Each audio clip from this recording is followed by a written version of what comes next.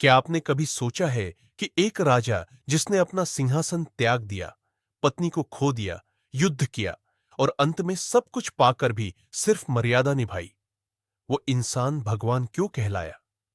रामायण केवल एक कथा नहीं, बल्कि सनातन धर्म का जीवंत दर्शन है।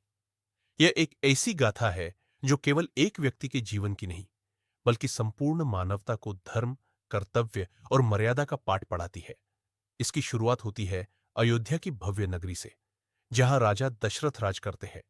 वे रघुकुल के राजा हैं और उनके तीन रानियां कौशल्या, कैकेयी और सुमित्रा है। वर्षों की तपस्या और यज्ञ के बाद उन्हें चार पुत्र प्राप्त होते हैं: राम, भरत, लक्ष्मण और शत्रुघ्न। राम, सबसे बड़े पुत्र, शांत, मर्यादित और तपस्वी स्वभाव के होते हैं। वे भगवान विष्णु के अवतार माने जाते हैं। राम बचपन से ही सभी गुणों में श्रेष्ठ होते हैं। उनके और सीता के विवाह का प्रसंग अत्यंत रमणीय है। जनकपुरी में सीता स्वयंवर होता है, जहां राजा जनक ने शर्त रखी कि जो शिवजी का भारी धनुष उठाकर उसे तोड़ देगा, वही सीता का वर होगा। अनेकों राजाओं की असफलता के बाद राम धनुष को सहजता से उठाकर तोड़ देते हैं और सीता से विवाह होता है। लक्ष्मण, भरत और शत्रुघ्न भी अपने अपने विवाह करते हैं। अयोध्या में हर्ष और उत्सव का माहौल होता है, लेकिन समय करवट लेता है। राजा दशरथ राम को उत्तराधिकारी घोषित करने का निर्णय लेते हैं। पूरी अयोध्या में खुशी की लहर दौड़ जाती है, लेकिन रानी कैकेयी को मंथरा नामक दासी भड़काती है। कैकेयी राजा दशरथ से अपने दो वचन मांगती है: राम को 14 वर्षों का वनवास और भरत को राजगद्दी। राजा दशरथ यह सुनकर टूट जाते हैं, लेकिन वचन की मर्यादा में बंधे होते हैं। जब राम को यह समाचार मिलता है, वे बिना एक क्षण की देरी किए वन जाने के लिए तैयार हो जाते हैं। लक्ष्मण और सीता भी उनके साथ चलने का निर्णय लेते हैं। तीनों वन में प्रवेश करते हैं। वनवास के दौरान वे अनेक आर्षि मुनियों से मिलते हैं और कई राक्षसों का वध भी करते हैं। यही शूर्पणखा राम से विवाह का प्रस्ताव रखती है और उसके अपमान के बाद लक्ष्मण उसकी नाक काट देते हैं।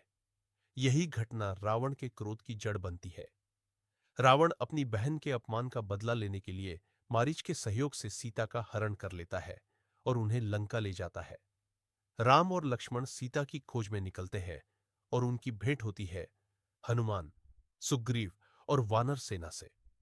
हनुमान जी राम के प्रति पूर्ण समर्पण दिखाते हैं और सीता की खोज में लंका पहुंचते हैं। वहां वे अशोक वाटिका में सीता से मिलते हैं और उन्हें राम की अंगूठी देते हैं। लंका दहन करके हनुमान लौटते हैं और राम को समाचार देते हैं। राम अब वानर सेना के साथ समुद्र के किनारे पहुंचते हैं। वे समुद्र से मार्ग देने की प्रार्थना करते हैं, लेकिन जब समुद्र नहीं सुनता, तो राम क्रोधित होकर अपने बाण चलाते हैं। समुद्र देव प्रकट होते हैं और मार्ग बताते हैं। नल नील की सहायता से वानर पुल बनाते हैं और पूरी सेना लंका पहुंचती है। लंका में एक भीषण युद्ध होता है। रावण का बल और अहंकार राम की मर्यादा और धैर्य के सामने टिक नहीं पाता। राम रावण का वध करते हैं, लेकिन युद्ध के बाद भी सीता को अग्नि परीक्षा से गुजरना पड़ता है, ताकि समाज की शंका मिट सके। राम उन्हें स्वीकार करते हैं और तीनों अयोध्या लौटते हैं। अयोध्या में दिवाली का पर्व मनाया जाता है, जो आज तक प्रकाश और अंधकार के युद्ध की याद दिलाता है।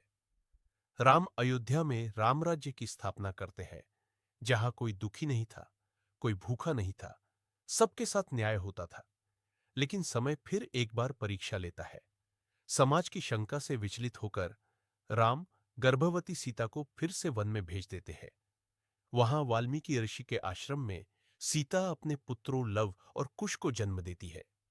वर्षों बाद जब ये दोनों बालक राम के सामने आते हैं और राम को सच्चाई का आभास होता है, तब सीता धरती माता से वापसी की याचना करती है और पृथ्वी उन्हें अपने गर्भ में समा लेती है। रामायण का हर प्रसंग हमें एक गहरा संदेश देता है कि धर्म निभाना सरल नहीं, लेकिन आवश्यक है। राम ने कभी अपने हित को प्राथमिकता नहीं दी। उन्होंने सदैव कर्तव्य, मर्यादा और समाज को सबसे ऊपर रखा। आज भी राम का नाम केवल एक भगवान के रूप में नहीं, बल्कि एक आदर्श पुत्र, आदर्श पति, आदर्श राजा और आदर्श मानव के रूप में लिया जाता है। रामायण हमें सिखाती है कि जीवन में कैसी भी परिस्थितियां आई, धैर्य, सच्चाई और मर्यादा के साथ चलना ही सच्चा धर्म है। राम का जीवन हमें बताता है कि जो स्वयं के स्वार्थ से ऊपर उठकर दूसरों की भलाई में लगे, वही सच्चा नायक है।